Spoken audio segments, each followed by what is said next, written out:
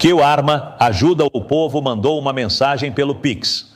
Se proteger a vida é o princípio máximo da direita, como justifica sua política de armas facilitar feminicídios, 74,4% com arma de fogo, matando as próprias famílias que diz proteger? Bom, aí tu tem 3 minutos, Pavanato.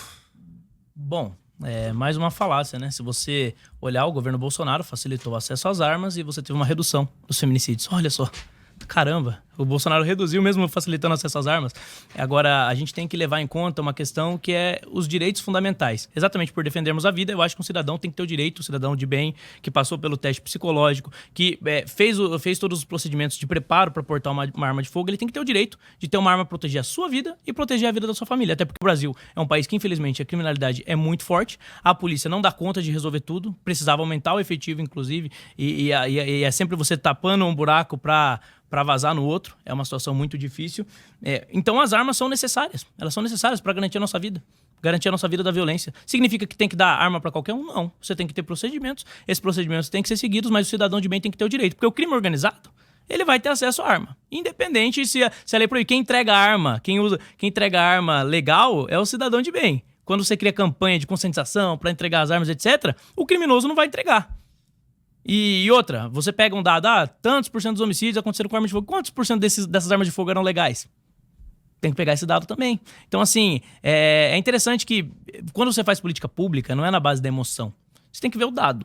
O dado não necessariamente porque você aumentou a quantidade de armas de fogo, você vai aumentar o número de feminicídios. Se você tiver punição, se você for pra cima dos criminosos, isso vai ser sanado. Agora, significa também que se eu aumentar a arma de fogo vai reduzir? Não. Não é isso que vai definir, é todo um conjunto de coisas. As armas, elas são importantes não é para reduzir homicídio, etc. Não, as armas são importantes para que o cidadão de bem tenha uma chance. Porque quando o cidadão de bem, quando a presa está armada, o predador passa fome. Então eu penso dessa forma, eu acho que eu devo ter o direito, eu não acho que o Estado que está armado, que se arma, os políticos que andam com escolta armada, por aí, inclusive políticos do PSOL, da esquerda, andam com escolta armada, tem o direito de negar ao cidadão de bem, ao trabalhador, ao empresário, que muitas vezes é visado por ter uma boa condição financeira, o direito de ter a sua arma de fogo. Por que não? Porque somente a elite pode ter arma de fogo e o cidadão comum não. Um empresário que queira, um microempreendedor, um empresário que queira investir o dinheiro em um revólver, por que ele não pode ter, mas o político tem? Os políticos da esquerda andam sempre armados. Quem faz a escolta de político de esquerda não anda com cacetete, não. Eles são contra o armamento somente quando é para armar o cidadão tranquilo, o cidadão comum. Agora, quando é para garantir a própria vida deles, eles apelam para as armas. E eu penso assim, acredito que nós, cidadãos, temos o direito de ter as armas para defender a nossa vida dos criminosos, inclusive para defender a nossa vida de estados totalitários, que eles podem sempre estar à espreita, né?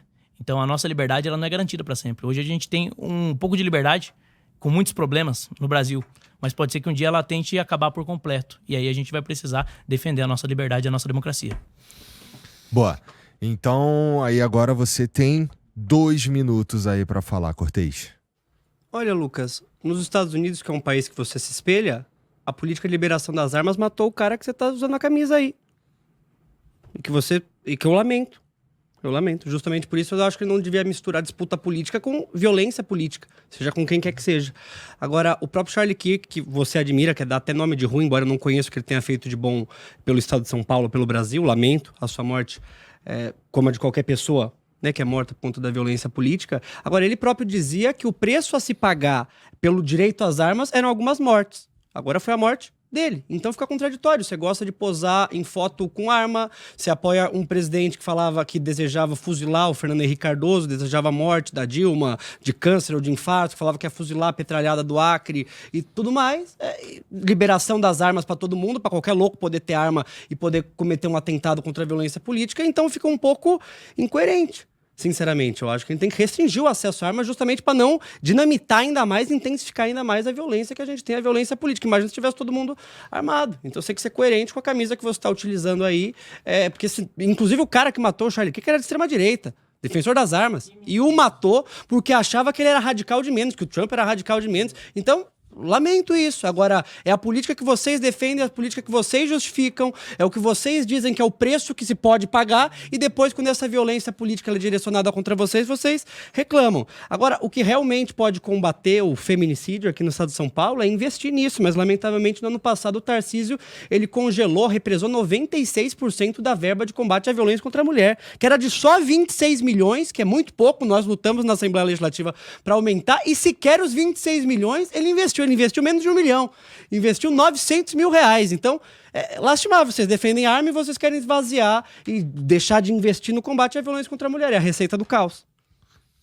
Então agora a gente tem uma pergunta que o primeiro a responder será o Cortez, tá bom? Não tem réplica daí nesse? Não tem réplica nesse. Vocês permitem é que ele falou umas mentiras, eu posso no meu Bom, tempo usar?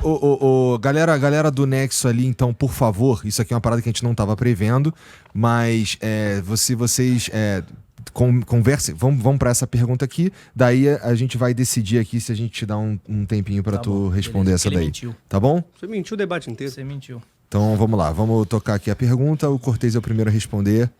Vamos lá. André Pavan mandou uma mensagem pelo Pix. Como parlamentares millennials, como vocês avaliam o interesse e participação da nossa geração na política? Vai. Eu acho muito bacana ter a oportunidade de responder sobre isso, porque eu fui um jovem que sempre me interessei por política e comecei a me envolver mais através do movimento estudantil. Geralmente, Igor, quando a gente pensa na política, a gente pensa nessa política institucional, eleitoral, que é o fato de você estar afiliado num partido, você se lançar candidato e eventualmente você eleito. Eu, como a maioria das pessoas, imaginava isso e gostava também, porque eu gostava de assistir. Era um interesse esquisito, porque a maioria dos jovens não tem interesse em ver horário eleitoral, propaganda. Eu gostava.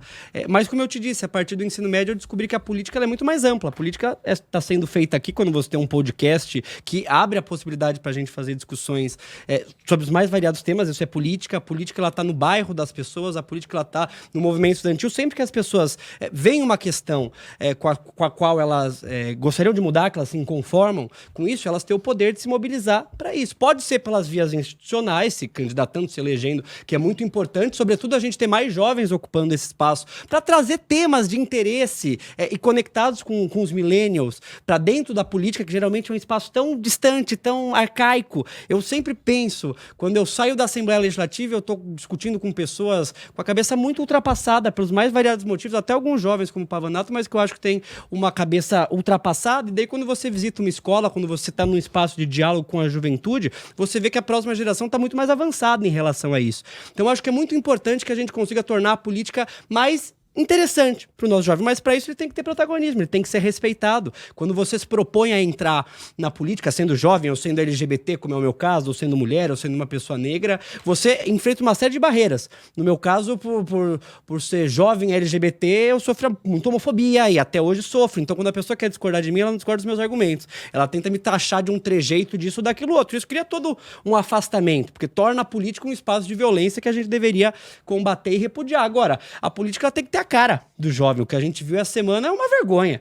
Um péssimo exemplo que a maior parte dos deputados bolsonaristas, que eles ficam fazendo TikTok, o Nicolas Ferreira, por exemplo, que tem muito acesso com a juventude, votar pela impunidade dos seus colegas. Isso realmente passa um péssimo exemplo para a juventude, passa um péssimo exemplo para a sociedade inteira. Então eu acredito muito na importância da gente ocupar esse espaço. Não só toda forma de você participar da política, eu acho que é legítima, ela é importante. Quem não tem interesse em se candidatar, se filiar num partido, mas quer construir a luta no seu bairro, quer criar um coletivo, fazer um podcast, montar um grêmio estudantil, debater pelas suas pautas, tudo isso é muito importante. Agora, a participação na política institucional, ela também é importante, porque só quando nós tivermos... Eu tenho certeza que se a gente tivesse mais estudantes de escola pública, jovens, ocupando a Assembleia Legislativa, os deputados da extrema-direita não tinham votado para tirar 11 bilhões de reais da educação. Então, acho que a política ela só muda quando a gente ocupa esse espaço e a gente está lá para levar as nossas pautas.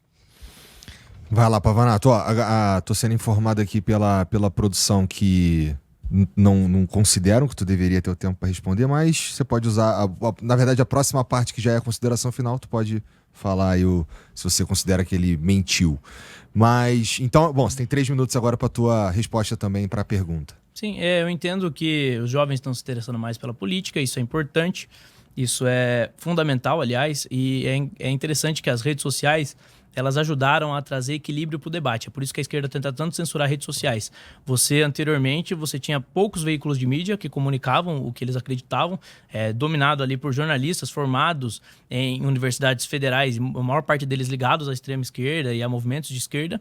E agora não, agora você tem um debate plural. Eu, Lucas Pavanato, consigo me comunicar com milhões de pessoas, mais do que muitos jornalistas, e tudo isso graças às redes sociais. E as pessoas têm realmente agora uma liberdade de expressão de fato.